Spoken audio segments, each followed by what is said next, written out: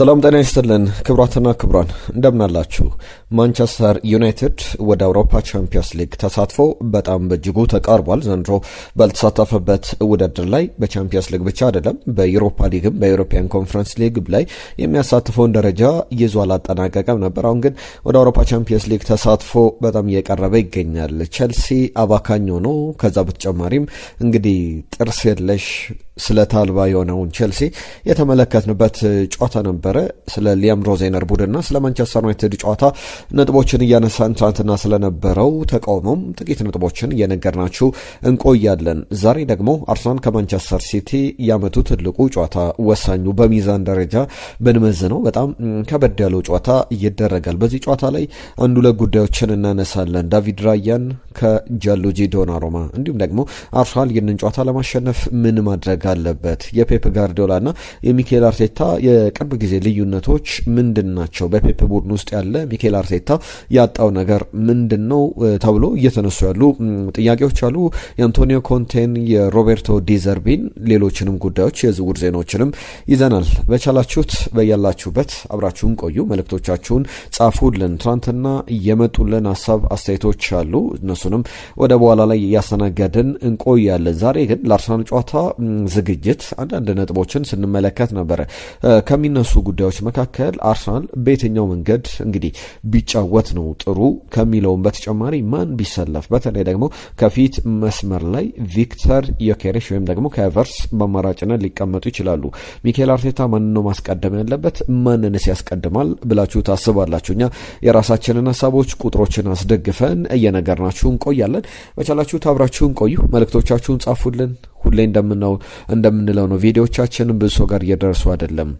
ላይክ፣ ሼር፣ ሰብስክራይብ እያደረጋችሁ ሀሳብ አስተያየቶቻችሁንም እየጻፋችሁልን አብራችሁን ቆዩ። ማንቸስተር ዩናይትድ ትናንትና ያከናወነው ጨዋታ ነበረ በኦልድ ትራፎርድ። የሲዝኑ ለማንቸስተር ዩናይትድ በጣም አስፈላጊ ጨዋታ ነበረ። ምክንያቱም ደግሞ ከቅርብ ተፎካካሪው ቼልሲ ጋር የሚደረግ ጨዋታ ነው። አሁን በእርግጥ በሁለቱ ቡድኖች መካከል ቼልሲ የቅርብ የማንቸስተር ዩናይትድ ተፎካካሪ ነው ለማለት የሚያዳግት ነው። ከትናንትና ጨዋታ በፊት ግን እንደዛ አልነበርም። የነጥብ ልዩነታቸው 7 ብቻ ነበር። አሁን የ10 ነጥብ ልዩነት ሆኗል በማከላቸው። ማቲያስ ኩኛ 43ኛው ደቂቃ ላይ ብቸኛውን የማንቸስተር ዩናይትድ ግብ አስቆጥሯል። ጨዋታውም 1-0 በሆነ ውጤት አንድና ብቸኛውን ግብ ማቲያስ ኩኛ አስቆጥሮ ጨዋታው በዛ መንገድ ተጠናቋል። ጨዋታው ላይ የሚነሱ የምናነሳቸው የምንመለከታቸው ጉዳዮች ይኖራሉ። በማንቸስተር ዩናይትድ በኩል ትናንትና ተከላካይ ስፍራ ላይ ክፍተቶች እንደሚኖሩ ሲጠበቅ ነበረ። ያንን ክፍተት አሰልጣኝ ማይክል ካሪክ የሸፈነበት መንገድ በጣም የሚያስገርም ነው። 58 ነጥቦች ላይ ደርሷል። ከአስቶን ቪላ በ3 ነጥብ፣ ከሊቨርፑል በ6 ነጥብ። በእርግጥ እነዚህ ቡድኖች ቀሪ ጨዋታዎች አሏቸው። አንዳንድ መርሃ ግብር ከቼልሲ 10 ነጥብ ይዞ ማንቸስተር ዩናይትድ ተቀምጧል። የማይክል ካሪክ ቡድን የሚኬል አርቴታን ቡድን፣ የፔፕ ጋርዲዮላን ቡድን፣ አሁን ደግሞ ቼልሲን የሊያም ሮዜነርን ቡድን አሸንፏል። ከትልልቅ ቡድኖች ጋር ትልቅ የሆነውን ማንቸስተር ዩናይትድ እየተመለከተን እንገኛለን። በጣም ወሳኝ የነበረውን ጨዋታ ዩናይትድ አሸንፏል። በትናንትናው ጨዋታ ላይ ናስሩ ሞዝራዊ በተከላካይ ስፍራ ላይ የሴንተር ባክ ቦታን ይዞ ተሰልፏል። ስናነሳው ነበር ሃሪ ማጓየር፣ ሊሳንድሮ ማርቲኔዝ እነ ማቲያስ ደሊት ያልነበሩበት ጨዋታ ነበር። በእርግጥ ስለ ናስሩ ማዝራዊ ስናነሳ እንደ ሃሪ ማጓየር ወይም ደግሞ ሊሳንድሮ ማርቲኔዝ ፊዚካል የሚባል ተጫዋች አይደለም። ነገር ግን ከኳስ ጋር የተመቸ ማንቸስተር ዩናይትድን ቢውልድ አፕ የበለጠ ያስተካከለ ተጫዋች ነው። ያን ያህል የተለየ ኳሊቲ ያለው ከሌሎቹ ተጫዋቾች ማንቸስተር ዩናይትድ እንደዚህ አይነት ፕሮፋይል ያለው ተጫዋች አለውና ያንን ተጠቅሟል። ሄደን ኤቨን የእሱ አጣማሪ ሆነው ተመልክተናል። ስለ ብሩኖ ፈርናንዴዝ እናንሳ። በማንቸስተር ዩናይትድ ታሪክ አንድም ተጫዋች አድርጎት አያውቅም። 18 ግቦችን ላይ አሲስት አድርጓል። ዘንድሮ በያዝነው የእንግሊዝ ፕሪሚየር ሊግ የውድድር ዘመን ቲየሪ ዳንኤል ሆንሪ በአርሰናል ቤት 20 የሊግ አሲስቶችን ካስመዘገበ 20 ዓመታት አልፈዋል። በአመታት ኬቨን ደብሬነ፣ ሞሐመድ ሳላ፣ ሴስ ፋብሪጋስ፣ መስት ኦዚል አይነት በጣም ኤሊት የሚባሉ ክሬቲቭ የሚባሉ ተጫዋቾች ያን ለማድረግ ሞክረዋል። አንዳቸውም ግን አላሳኩትም። ኬቨን ደብሬነ ከቲየሪ ዳንኤል ኦንሪ ጋር የተስተካከለ አሲስቶችን አስመዝግቧል። አሁን በእንግሊዝ ፕሪሚየር ሊግ ላይ የሚቀሩ ጨዋታዎች አሉ። በእነዚህ ጨዋታዎች ላይ ትናንትና 33ኛ ሳምንት ጨዋታዎች ናቸው የተደረጉት። ማንቸስተር ዩናይትድም 33ኛ ጨዋታውን አከናውኗልና ከዚህ በኋላ የሚቀሩ 5 ጨዋታዎች አሉ። በ5 ጨዋታዎች ዕድሜ 3 አሲስቶችን ብሩኖ ፈርናንዴዝ አያስመዘግብም ማለት በጣም ከባድ ይመስላልና አዲስ ክብረ ወሰን አዲስ ነገር ልንመለከት እንችላለን። ስለ አሌያንድሮ ጋርናቾ እናንሳ። ትናንትና ዊሊያም ሳቪዮ ገና 21ኛው ደቂቃ ላይ በመስል ኢንጁሪ የጡንቻ መሳሳብ ጉዳት አጋጥሞት ከሜዳ ተቀይሮ ወጥቷል። የ21 ዓመቱ ተጫዋች ገና የመጀመሪያው አርሊ ስቴጅ ላይ የፈርስት ሃፍ ላይ የተቀየረ ተጫዋች ነበርና አሌያንድሮ ጋርናቾ ነበር እሱን ተክቶ የገባው። የቀድሞ ቡድን መግጠም ምን ይመስላል? በተለይ ደግሞ ከሰሞኑ የሰጣቸው ቃለ መጠይቆች ላይ በጣም ልቡ እንዳዘነ ሲናገር ነበር። አሌያንድሮ ጋርናቾ በማንቸስተር ዩናይትድ ያለውን ቆይታ አስመልክቶ ደስተኛ አወጣጡ በጣም የሚጸጽተው አይነት እንደሆነ በትክክለኛው መንገድ ዩናይትድን እንዳለቀቀ እንደሚያስብ ሲናገር ነበረ። ትናንትና ግን በዲየጎ ዳሎት እግር ስር ነበረ። ዲየጎ ዳሎት ፍጹም በልጦት ያመሸበት ነበረ። ትናንትና ተቀይሮ ሲገባ የመጀመሪያ ተቾቹን ሲነካ በዚህ በስታንፈርድ ብሪጅ የተጓዥ የማንቸስተር ዩናይትድ ደጋፊዎች ተቋማቸውን ድምጻቸውን ሲያሰሙ ነበረ፣ ሲጮውበት ነበረ እና አሌያንድሮ ጋርናቾ የቀድሞ ቡድንን መግጠም በጣም ከባድ ሊሆን ይችላል። ከዛ በተጨማሪም የእሱን ጠንካራና ደካማ ጎን ከሚያውቁ ተጫዋቾች ጋር በተቃራኒ የተጫወተበት ነው። ነገር ግን አሌያንድሮ ጋርናቾ የቼልሲ ውል ውሃ እያበቃለት ነው ወይ የሚሉ ጥያቄዎችንም የሚያስነሳ ጉዳይን የተመለከትንበት ነው። ለሁሉም ቼልሲ በስታንፈርድ ብሪጅ የተሸነፈበት ጨዋታ ሆኗል። ትናንትና ከጨዋታው አስቀድሞ በስታንፈርድ ብሪጅ ከ1000 በላይ ደጋፊዎች ተቃውሟቸውን ሲያሰሙ ነበረ። ዊ ዋንት አውር ቼልሲ ባክ ሲሉ ነበረ። የእኛን የቀድሞውን ቼልሲ የምናውቀውን ቼልሲ መልሱልን በሚል ተቃውሟቸውን ሲያሰሙ ነበረ። ቼልሲ ለምሳሌ በቅርብ ጨዋታዎች ላይ በጣም ደካማ ጉዞ ላይ ይገኛል። በማንቸስተር ዩናይትድ በ10 ነጥብ መበለጡ ብቻ አይደለም፣ 4 ተከላካዮች ሳይኖሩበት ማንቸስተር ዩናይትድ ወሳኝ የሚባሉ የማል ስፍራ ተከላካዮች ሳይኖሩ እንኳን ማንቸስተር ዩናይትድ የሚያሸንፍበት አይነት ጨዋታ እንዴት ሊሆን ይችላል? በሜዳው ያደረገው ጨዋታ ነው። ጆao ፔድሮ ግብ ካስቆጠረ አስቶን ቪላ ላይ 4-1 ቼልሲ ሲያሸንፍ ለመጨረሻ ጊዜ አንድ የቼልሲ ተጫዋች ማርች 4 ላይ የተደረገ ጨዋታ ነው። በፕሪሚየር ሊግ ላይ ያስቆጠረው ግብ ነበረ ለመጨረሻ ጊዜ። እንግዲህ አስቡት 6 ሰዓታት ተቆጥሯል። ቼልሲ በፕሪሚየር ሊግ ግብ ካስቆጠረ እንደማለት ነው። እያንዳንዱን ጨዋታዎች ስንመለከት በፕሪሚየር ሊግ ላይ የሊያም ሮዜነር ቡድን የመጀመሪያ ጨዋታቸውን ከብሬንትፎርድ ጋር ሲያደርጉ ጃንዋሪ ወይም ጥር ወር ላይ ነበረ ያለ ግብ ሳይቆጠርበት ቼልሲ የወጣው ግብ ሳይቆጠርበት ለመጀመሪያ ጊዜ። ከዛ በኋላ እንግዲህ ያንን ማስቀጠል አልቻለም። ብዙ መጥፎ ነገሮች አሉና ለእኛ ከባድ ጨዋታ ነበረ በውጤት ደረጃ ይላሉ ሊያም ሮዜነር። ምንም አይነት ግብ ባለፉት 4 ጨዋታዎች ላይ ግብ ያላስቆጠረበት፣ በ12 ጨዋታዎች 1 ክሊንሺት ብቻ ያስመዘገበት፣ ሁሉም ሜሴጆች ሁሉም መልእክቶች ከቼልሲ ጋር በተያዘ ችግሮች እንዳሉ የሚያሳዩ ናቸውና ትናንትና ለምሳሌ ማንቸስተር ዩናይትድ 1 ግብ ሙከራን የሞከረው እሱም በ10 ተጫዋች እያለን አንድ ተጫዋች ተጎድቶ በወጣበት ሰዓት ላይ ዩናይትድ ግብ አስቆጠረና እኛ ብዙ የጎሉን አግዳሚዎች ቋሚዎች የገጩብን ኳሶች አሉ ብሏል። በእርግጥም 3-4 ያንን ተመልክተናል። በእርግጥ ቼልሲ እድለኛ አልነበረም ብሏል። ለራሳችን እናዝናለን። ፐርፎርማንስ ዋይዝ በጣም ጥሩ የነበርንበት፣ ነገር ግን እያንዳንዱን ሞመንቶቻችንን በደንብ ቤተር መጠቀም አለብን የሚል በተሻለ መንገድ መጨረስ አለብን የሚል ሀሳቦቻቸውን አካፍሏል። ለሁሉም ቼልሲ ቱዝለስነስ ነበረ። በጣም ጥርስ አልባ ስለት የሌለው ቢላ ይመስል ነበረ። በትናንትናው ዕለት የሊያም ሮዜነር ቡድን በ1912 የተያዘ መጥፎ ሪከርድን ሚዝራብል የሚባል ቁጥርን አስመዝግቧል። እሱም እንግዲህ 5 ጨዋታዎችን ቼልሲ ግብ ሳያስቆጥርም ሳያሸንፍም ወይም ደግሞ ግብ እየተቆጠረበት ክሊንሺትም ሳያስመዘግብ ግብ እየተቆጠረበት በ5 ተከታታይ ጨዋታዎች ላይ አንድም ግብ ሳያስቆጥር የተሸነፈባቸው ጨዋታዎች የተመዘገቡባቸው ናቸው። ለምሳሌ በቅርብ የማንቸስተር ዩናይትድና የማንቸስተር ሲቲ ጨዋታ በተከታታይ 1-0 እና 3-0፣ ከዛ በፊት በኤቨርተን የተሸነፈበት ጨዋታ፣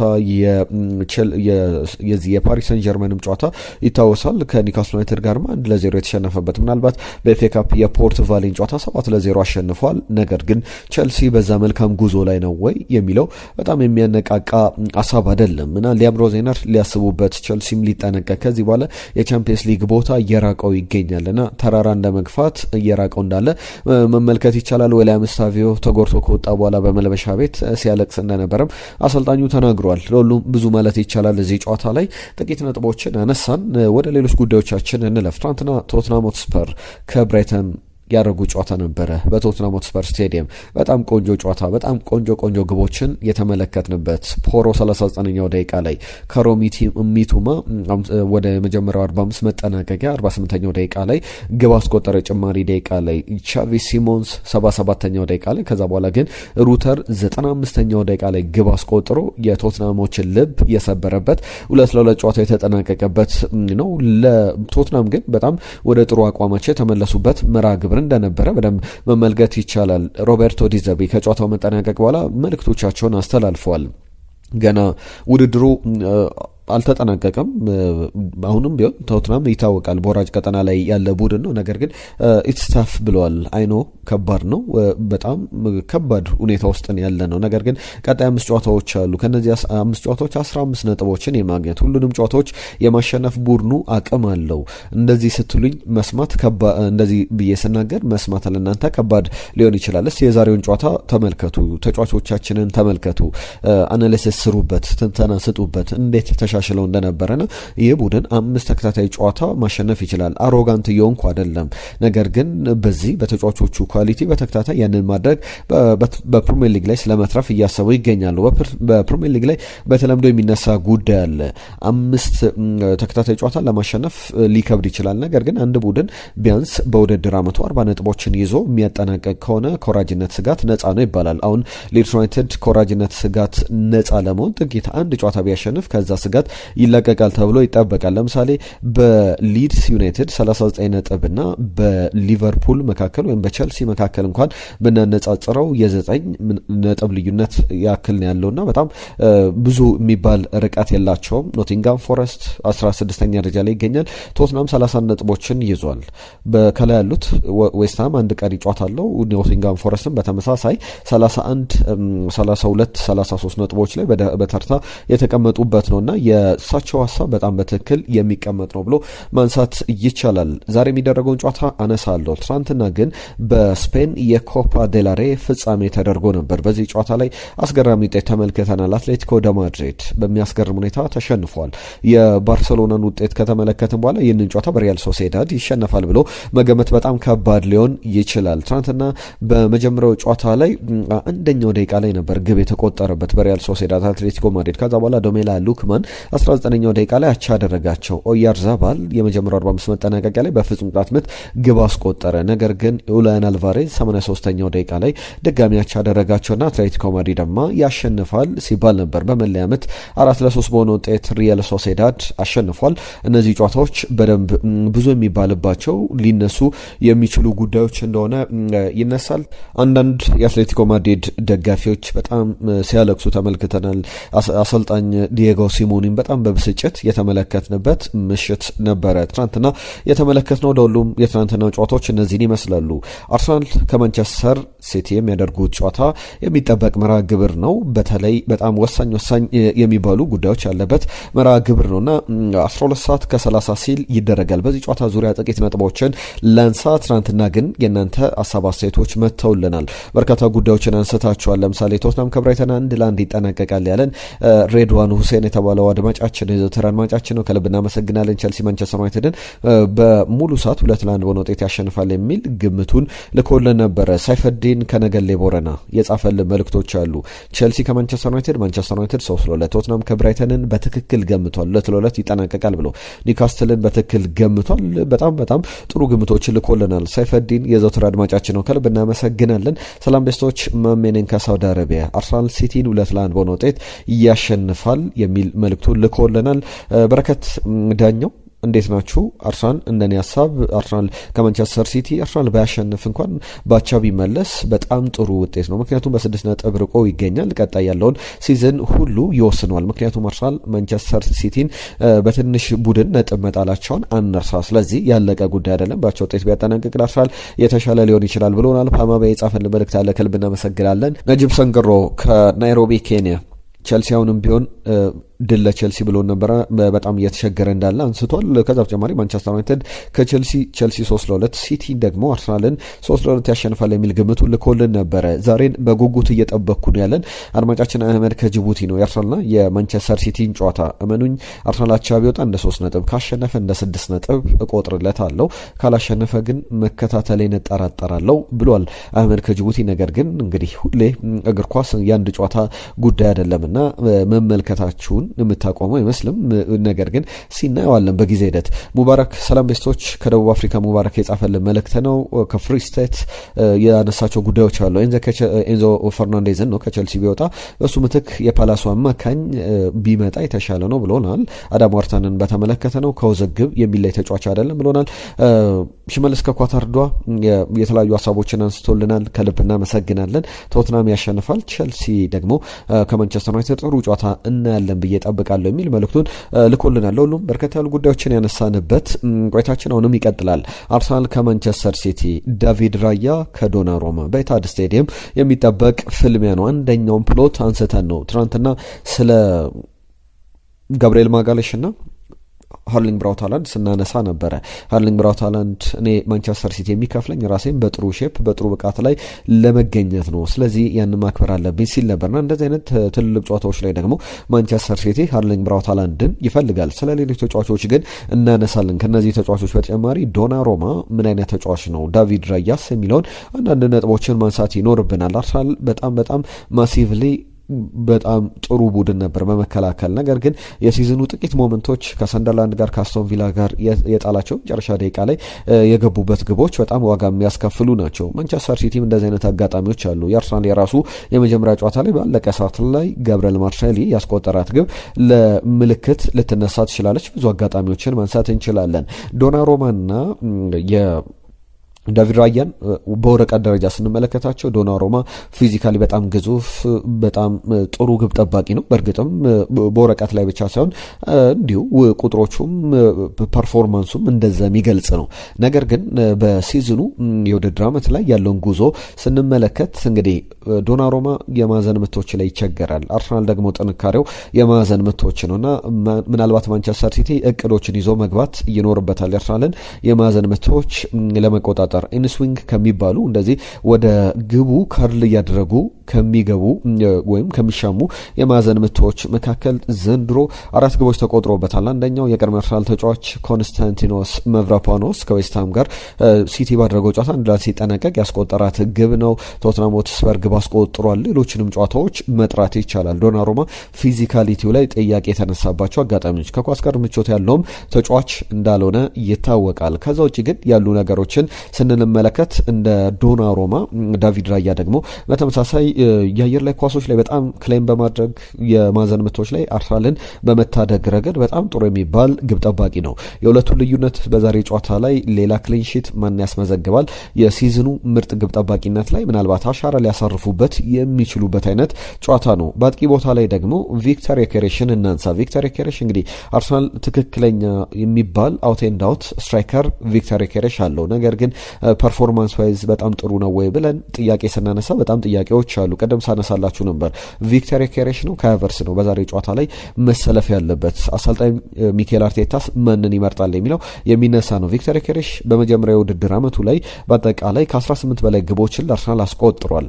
በጣም ጥሩ ጅማሮ ልንለው የምንችለው ነው። ነገር ግን ለምሳሌ ዲዲዬ ድሮግባ በመጀመሪያ የቼልሲ ሲዝኑ 16 ግቦችን ነው በሁሉም ውድድሮች ላይ ያስቆጠረው። በቁጥር ደረጃ ከዲዲዬ ድሮግባ ቪክተር ዮኬሬሽ የተሻለ ሊሆን ይችላል። አቢሊቲ ዋይዝ ክሬት በማድረግ ሌሎች ተጫዋቾችን ደግሞ በማጫወት በማሳተፍ የግብ ተሳትፏቸውን በማሳደግ ረገድ ግን ቪክተር ዮኬሬሽ ዲዲዬ ድሮግባ አይደለም። ትልቅ ጥያቄ፣ ትልቅ ክፍተት ነው። ከዛ በተጨማሪ አንድ ጆናታን የተባለ ጸሐፊ አንድ ትንተና ይዞ ወጥቷል። ዘታይምስ ላይ ብታገኙት ብታነቡት በጣም ጥሩ አርቲክል ነው። ሮቦትስ አር ጉድ ይላል። ሮቦቶች ጥሩ ናቸው፣ ማጂክ ደግሞ ከሮቦቶችም በጣም እየተሻለ ነው ይላል። ያንን የሚያነሳው በአርሰናል ቤት እንግዲህ ሚኬል አርቴታ ተጫዋቾችን ሮቦት ያደርጋል፣ ክሬቲቭ ተጫዋቾች ላይ የሆነ አይነት እጥረት አለበት ወይም ደግሞ ክሬቲቭ ተጫዋቾቹ በአርሰናል በኩል እየሰሩ አይደለም በሚል የሚነሳ ትችት አለ። ለዚህ ምሳሌ ደግሞ ፔፕ ጋርዲዮላ ሪያን ቸርኪን መመኑን ሚኬል አርቴታም ከሪያን ቸርኪና ከፔፕ ጋርዲዮላ መማር ያለበት ነገሮች አሉ በሚል የተነሱ ጉዳዮች አሉ። ብዙ ማለት ይቻላል በዚህ ጨዋታ ዙሪያ። ምሽት ላይ ይደረጋል 12 ሰዓት ከ30 ሲል የሚጀምረው ፕሎቶች አሉ ስንል ነበር። አርሰናል የማንቸስተር ሲቲን ፕሬሲንግ ማለፍ የሚችል ከሆነ በትልቅ ደረጃ እንደ ጥሩ ኳሊቲ ሊታይ ይችላል። ከዚህ በፊት ከአርሰናል ጋር በካራባኦ ካፕ ጀምሮ በፍጻሜው አራት የፊት ተጫዋቾች እንግዲህ 4-2-4ን ይዞ ሲገባና ፕሬስ ሲያደርግ ሪያን ቸርኪ፣ ሃርሊንግ ብራውት ሃላንድ፣ ሴሜንዮ ሌሎችም ዶኩም ጭምር በጣም አጥብበው ወደ መሃል ገብተው አርሰናል ፕሬስ አድርገውት አርሰናልን እንዳይመሰርት ሲያደርጉት ነበረ። ከዛ ውጪ ከሀቨርትስና የቪክተር ዮኬሬሽ ጉዳይም መነሳት ያለበት ጉዳይ ነው። ኖኒ ማዱዌኬ፣ ቪክተር ዮኬሬሽ፣ ጋብሪኤል ማርቲኔሊ ባለፈው ተሰልፈዋል። ነገር ግን በክሬቲቭነት ደረጃ በጣም ውጤታማ ነበሩ ማለት አይቻልም። ከዛ ውጪ ደግሞ በ90 ደቂቃ የአርሰናል የኦፕን ፕሌይ ግቦች እነዚህ ተጫዋቾች ሲሰለፉና ሳይሰለፉ ልዩነቱ በጣም የተለያየ ነው። በጣም በቁጥሮቹ ይቀንሳሉ። ነገር ግን ከሀቨርትስ መሰለፍ አለበት የሚሉ ቁጥሮችን እየተመለከትኩ እገኛለሁ። ለምሳሌ የዮኬሬሽንና ከሀቨርትስን እናነጻጽር። በፕሪሚየር ሊግ ላይ ዘንድሮ ለአርሰናል በእርግጥ ከሀቨርትስ በጣም ብዙ ጨዋታዎችን አልተጫወተም ቪክተር ዮኬሬሽ ከተጫወታቸው የጨዋታ ደቂቃዎች አንጻር። ነገር ግን በተጫወቱባቸው ጨዋታዎች ፐርሰንቴጅ ስንመለከት በፓስ አኩሬሲ 59-80 ናቸው። የተሳኩ ኳሶችን በማቀበል ረገድ ቪክተር ዮኬሬሽ 59 ከሀቨርትስ 80 ዱዋል ሰክሰሶችን የአንድ ለአንድ አጋጣሚዎችን በማሸነፍ 31-44 ናቸው። በዚህም ሀቨርትስ ይበልጣል። ኤሪያል ዱያሎች ላይ 47-32 ናቸው። የአየር ላይ ኳሶችን በማሸነፍ ሀቨርትስ የተሻለ ነው። ፖሴሽን ዎን በማድረግ ኳሶችን በመንጠቅ በ90 ደቂቃ ላይ ሀቨርትስ የተሻለ ነው። ከዛ በተጨማሪም በብዙ ቁጥሮች የተሻለው ከሀቨርትስ በዚህን ያክል ደረጃ ምርጫ መሆን አለበት የሚሉ ሀሳቦች እየተነሱ ይገኛሉ። ብዙ ማለት ይቻላል በዚህ ጨዋታ ዙሪያ። በፖስት ማች አዳዲስ ጉዳዮችን ይዘን እንመለሳለን። ግምቶቻችሁን ላኩልን። አርሰናል ከማንቸስተር ሲቲ ስለስንት ይጠናቀቃል? ሀቨርትስ ነው መሰለፍ ያለበት ወይስ ደግሞ ቪክተር ዮኬሬሽ የሚለውን የእናንተን ሀሳቦች አገሩን።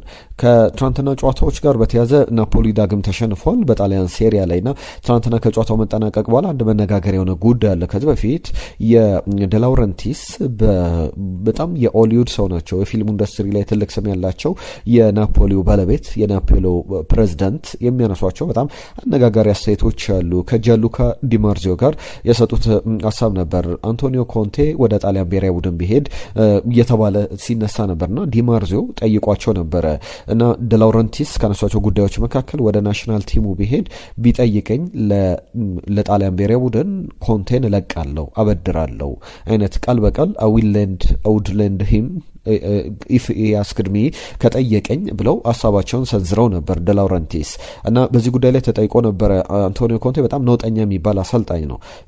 የፕሬዝደንቱን ሀሳብ በተመለከተ ምን ትላለ? ከናፖሊ ጋር ልትለያይ ነው ተብሎ ሲጠየቅ ምንም ምላሽ መስጠት አልፈለገም። ነገር ግን ፕሬዝደንቱ ሀሳብ ፕሬዝደንቱ የፈለገው ማለት ይችላል። ከኔ ጋር የሚገናኝ ነገር የለውም። እኔ ምንም አይነት ጉዳይ ላይ መልስ መስጠት አይጠበቅብኝም። እኔ ለፕሬዝደንቱ መናገር ያለብኝ ጉዳይ ካለ በፕራይቬት በግል ነው እንጂ እንደዚህ አደባባይ ላይ ወጥቼ እንደዚህ ማለት ለብዙሃን መገናኞች አልፈልግም። ለሱ ማለት የሚገባኝን ካለ ላለው ዝም ማለትም ካለብኝ ዝም ላለው የሚል ሀሳቡን ደላውረንቲስ በተመለከተ አንቶኒዮ ኮንቴ ተናግሯል። ብዙ እየተባለበት ይገኛል። የዚህ የአዳም ዋርተን ጉዳይ ብዙ እየተባለበት ካሉ ጉዳዮች መካከል አንዱ ነው። የክሪስታል ፓላሱን ተጫዋች በተመለከተ ቀደም አንዳንድ ማጫችን ቸልሲ ቢያስፈርመው እያለን ነበረ በኤንዞ ፈርናንዴዝ ቦታ ላይ። ሊቨርፑል ግን የበለጠ እየተቃረበ ይገኛል ይለናል የቲም ቶክ ዘገባ። ማንቸስተር ዩናይትድ፣ ሪያል ማድሪድ የተጫዋቹ ፈላጊ ናቸው። እስከ 80 ሚሊዮን ፓውንድ ይገመታል። እስከ ጁን 2029 ድረስ ውላለው በሴልኸርስት ፓርክ። ነገር ግን ከርቲስ ጆንስን ለቆ ይህንን ተጫዋች ማምጣት ይፈልጋል።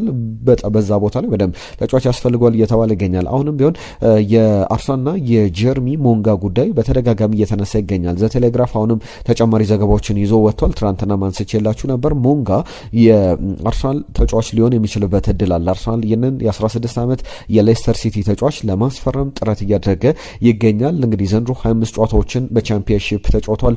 ጥሩ ጊዜ ላይ ያለ ተጫዋች ነው። በጥሩ አቅም 16 ዓመት ሆኖ 25 ጨዋታዎች ማድረግ በጣም ጥሩ የሚባል የጨዋታ ተሳትፎ ነውና ይህንም በተመለከተ ብዙ እየተባለበት ያለ ጉዳይ ነው። ለሁሉም የተወደዳችሁ ስፖርታዊ ጉዳዮቻችን እነዚህን ይመስሉ ነበረ። አብራችሁን ስለነበራችሁ ስለጻፋችሁልን መልእክቶች በሙሉ ከልብ እናመሰግናለን። በፖስት ማች አዳዲስ ጉዳዮችን ይዘን መለሳለን። የእናንተን ሀሳብ አስተያየቶች ግን እንቀበላለን። የዛሬን እዚህ ላይ ያበቃን። ጤና ይስጥልን።